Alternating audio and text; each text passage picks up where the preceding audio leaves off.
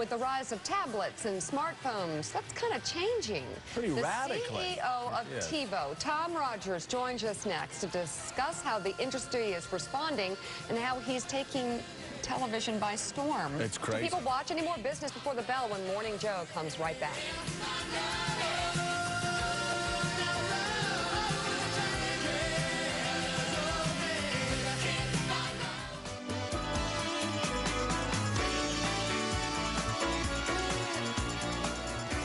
Welcome back to Morning Joe. Joining us now, the CEO and president of TiVo, Tom Rogers. Good to have you on the show. Great to be here, I'll tell you. Back in home territory. This is your place. When I was president of NBC Cable and we started MSNBC, we didn't know there was going to be a Morning Joe, but I'll tell you, of all the things I'm most proud of in terms of this network, it is Morning Joe. So great to be so here. much.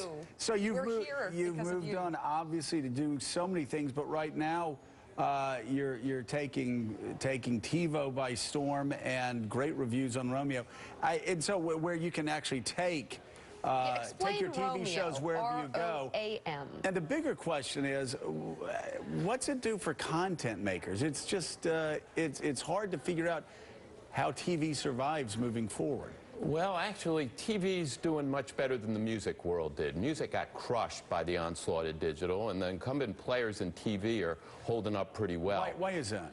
Well, music happened first, and the models got crushed. But what ended up for consumers is you can get any song you want from any device, anywhere you are, personalized any way you want it. So it's actually better for consumers. Better Not for good consumers. for the big record companies, but better for consumers. TV, the industry protected itself better.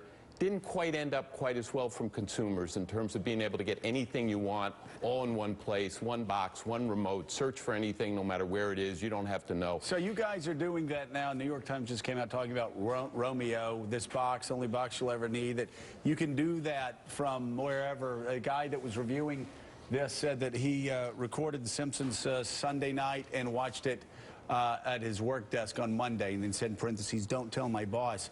That's great, but if you can fast forward through the commercials and everything else, again, on the big picture, how does TV, how do the networks, how do the content producers survive that? Well, what TiVo tries to do is get people to what they really care about most. And what we're actually seeing is with all this so-called over-the-top programming, Netflix, Amazon, etc., people are actually watching more TV. They're not watching less traditional television. They're just watching more TV with these new sources. Yes, there's commercial avoidance. Commercial avoidance is huge the more popular the program. We see with primetime entertainment shows that are big-time shows, 80% of them being seen in recorded mode, and 70% sometimes having... 80%? 80% watching recorded mode, 70% commercial avoidance. Wow. That's a big industry issue. Having said that, the industry is navigating this much better than a lot of people thought, and the big television companies are doing better than ever. I would argue that even when you fast forward, it does make an imprint.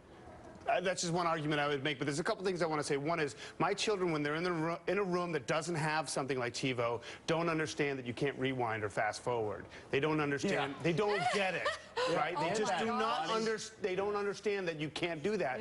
So it creates a built-in viability to what you do. But I will say, you've sort of ushered over this entire revolution since '05, and a lot of people I talked to when I was at CNBC thought that TiVo might not be able to survive this 3 years ago. They might have said, but you've been able because no, but right. And how have you been able to ward off the cable companies and the internal DVR boxes that come with your system and all that stuff? We were flatly rejected by the cable industry. They went out and got generic DVRs, and people said, you know, that's it for TiVo.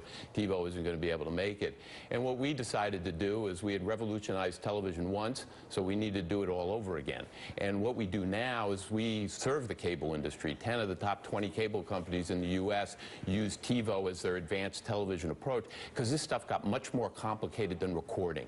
You got to get live television, recorded TV, video on demand, over the top, put it all together, one place, make it easy for people to get to. And with the amount of options out there today, it's chaos for consumers. What you need is an easy ability to get it what you want, when you want it, wherever you are. That's our role in the world, and we've come back with a great product that people are embracing. Is one possible revenue future a Back to the Future trip where you have GE Theater or Mutual of Omaha, where you have the sponsor's name embedded in the program? Well, it's a great point, John. I think the industry has been really slow about figuring out how they're going to deal with this commercial avoidance thing. Supposedly, the numbers get picked up with 3 days after viewing, so-called C3, that picks up recorded viewing, but it really doesn't deal with the issue that a lot of the commercials are being avoided then. So they're going to have to come up with new forms. That may well be a form of it. You know, it's amazing. We were talking about 7 years ago.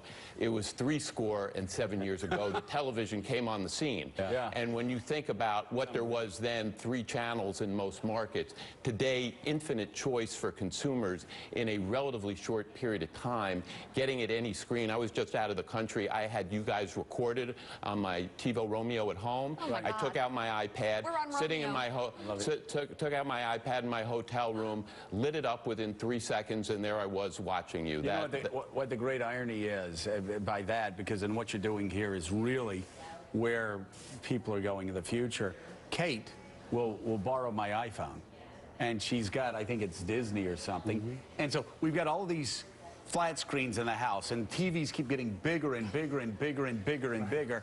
And when she watches TV, Yeah, but it's a great boon for way. morning television. Used to be a fight in the household before the kids left There for you school. go. Who watches the kids program or the news program? Tank, Your daughter's Yes.